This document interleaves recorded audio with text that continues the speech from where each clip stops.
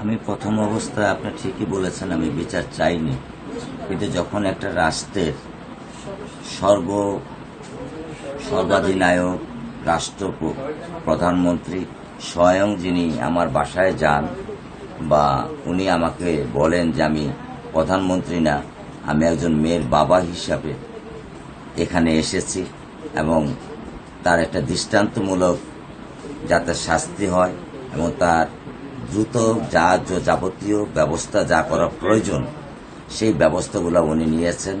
এবং ওখানে মাননীয় স্বরাষ্ট্রমন্ত্রী, মাননীয় আইনমন্ত্রী তারাও ছিলেন এবং তারাও আমাকে আশ্বস্ত করেছেন যে দ্রুততার সাথে যত দ্রুত সম্ভব এই বিচারের কার্যক্রম শেষ করে এর একটা শেষ পরিণতির দিকে বা শেষ সমাধানের দিকে তারা এটাকে ধাবিত করবেন। তো যখন একজন মাননীয় প্রধানমন্ত্রী বলেন এবং তার কথা এই গুরুত্ব এবং সেই গুরুত্বের উপরে নির্ভর করেই আমি আজকে আশাবাদী যে আমি আমার সন্তানের সুষ্ঠু ন্যায় বিচার আমি পাব। 10টার দিকে বা আর একটু আগে মনে হয় বের হয়েছিলাম, তো ও আমার গেটে প্রতিদিনই আমাকে আটকায় আর আটকায় বলে, বাবা 10টা টাকা দাও, চিপস খাবো। চিপস বলতে পারে না, চিপস খাবো। আমি আবার দুষ্টামি করি, বলি পাপ্পা দাও, যদি পাপ্পা দাও তাহলে 20 টাকা দেব। ও তখন আমাকে শুধু পাপ্পা দিতে থাকে আর আমি ওকে টাকা বাড়াইতে থাকি। আবার কখনো দুষ্টমি করি, কখনো আবার ধমক দিই। এই আমার বাবা মেয়ের প্রতিদিনের ঘটনা। অবশ্যই শুধু আসিয়া না, রামিসা না, আমি চাই সারা বাংলাদেশের জন্য এই ঘটনা আর পুনরাবৃত্তি না ঘটে।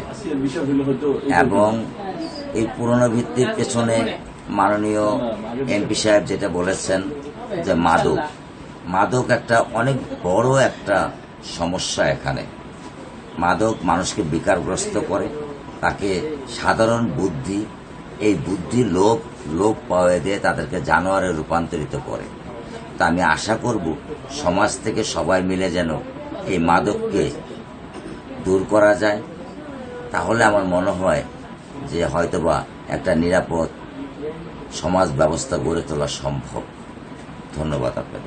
মাননীয় প্রধানমন্ত্রী আমার বাসায় গিয়েছিলেন, মাননীয় আইনমন্ত্রী, স্বরাষ্ট্রমন্ত্রী, ওনারা যাওয়ার পরে ওনারা আমাকে বলেছেন যে বাংলাদেশের ভিতরে সবচেয়ে দ্রুত সময়ের ভিতরে আমরা চার্জশিট দেওয়ার চেষ্টা করব। হয়তোবা 3-4 দিনও হতে পারে বা আরও তাড়াতাড়ি এটা হতে পারে, এবং যত দ্রুত সম্ভব একটা দৃষ্টান্তমূলক বিচারের রায় এবং সেই রায় বাস্তবায়নের জন্য মাননীয় প্রধানমন্ত্রী আমাকে আশ্বস্ত করে এসেছেন। তো আমি একজন মাননীয় প্রধানমন্ত্রী না, উনি আমাকে যে বলেছেন যে আমি একজন মেয়ের বাবা হিসাবে এবং একজন বড় ভাই হিসাবে আমি এখানে এসেছি।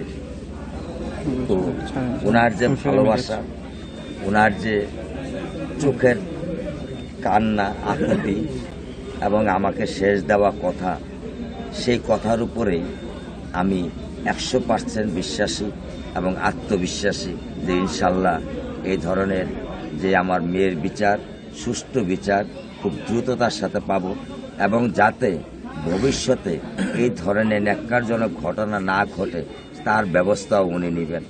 উনি আমাকে এই কথা বলে আমাকে আশ্বস্ত করেছেন।